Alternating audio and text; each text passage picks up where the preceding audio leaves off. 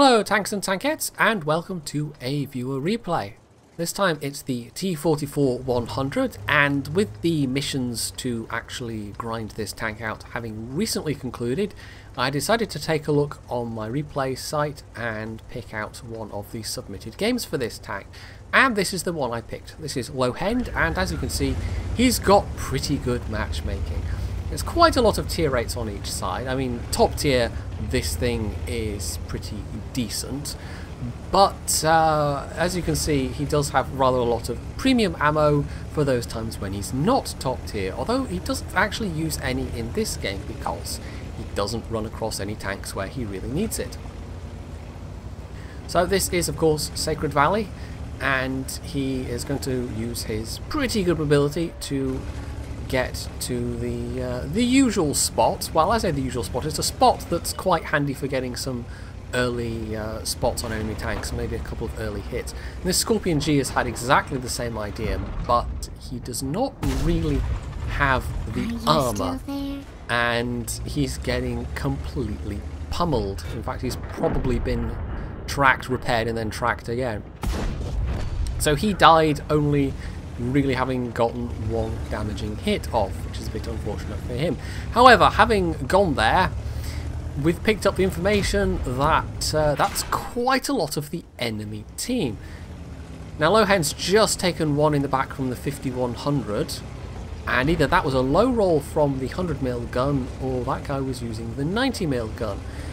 Either way, it was not that much damage lost, but you wouldn't want to hang around there and take a full clip.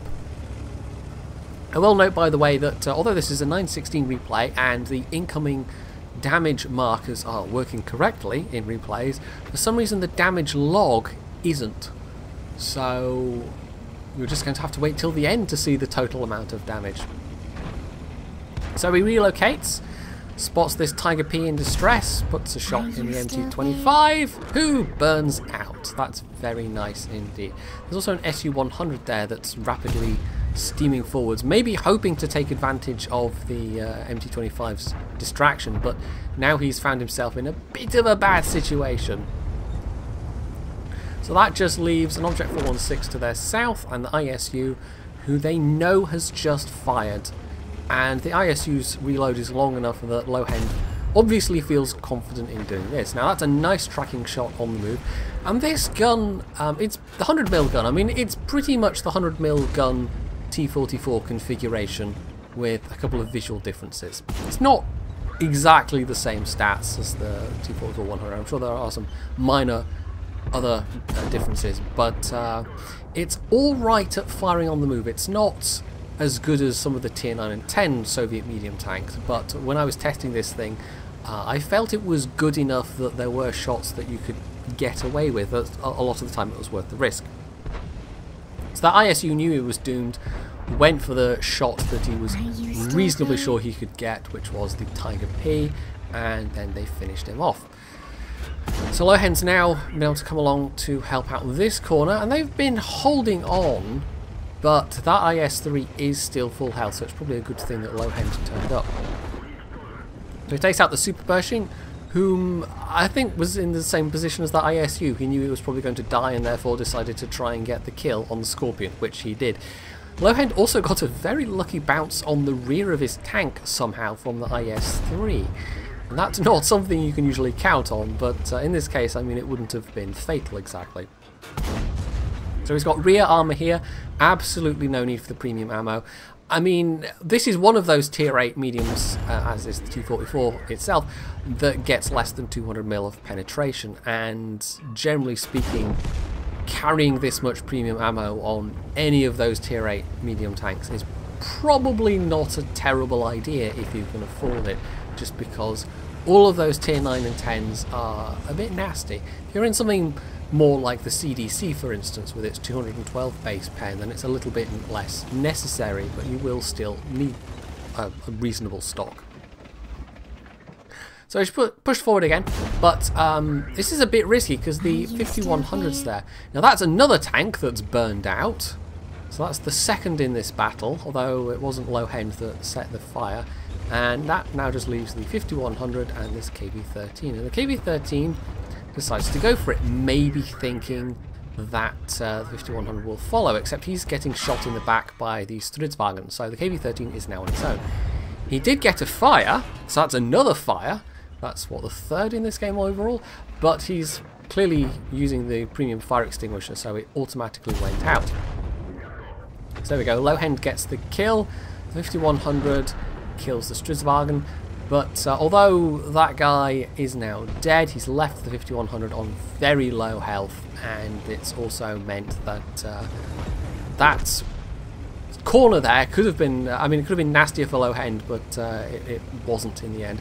Although the 5100 would probably not have pushed round into the fire of the Centurion 1 and the T-28 Prot as well.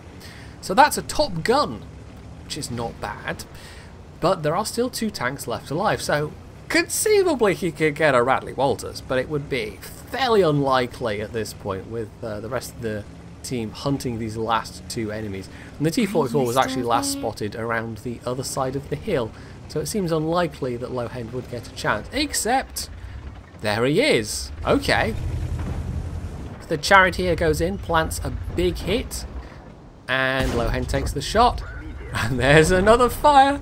So that's the 3rd tank that's burned out in this game, and Lohend's 2nd kill from burning somebody out.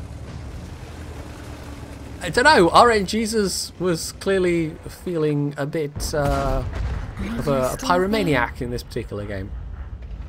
And as it turns out, artillery is also there, and he shotguns the Charioteer, but it doesn't matter because that means Lohend can get the kill, and he does indeed get the Radley-Walters.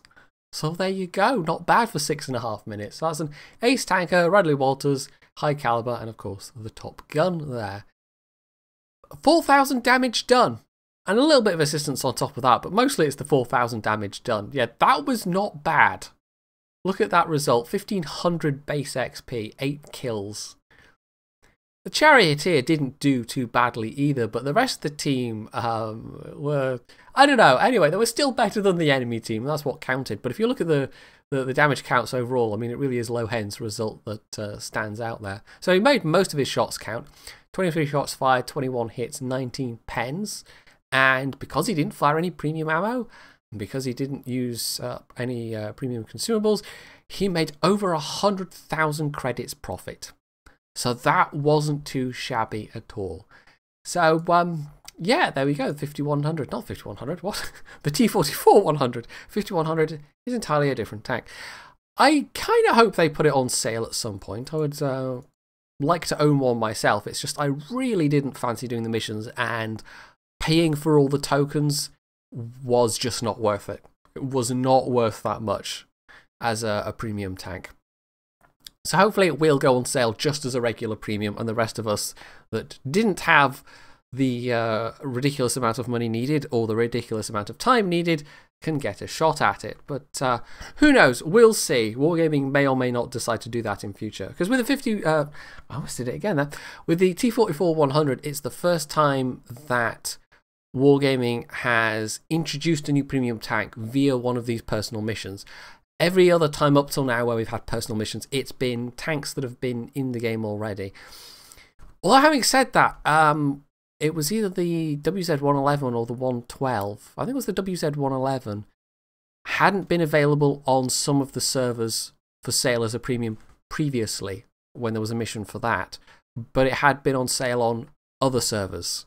So, I don't know, that one's kind of like, it depends how you look at it. But for the most part, globally speaking, this is the first time where it's not been on sale on any server first. Anyway, hopefully you have enjoyed this video, and if you have, you can hit the like button, you can leave any comments below, you can sub to my channel if you haven't already, and as always, stay tuned for more.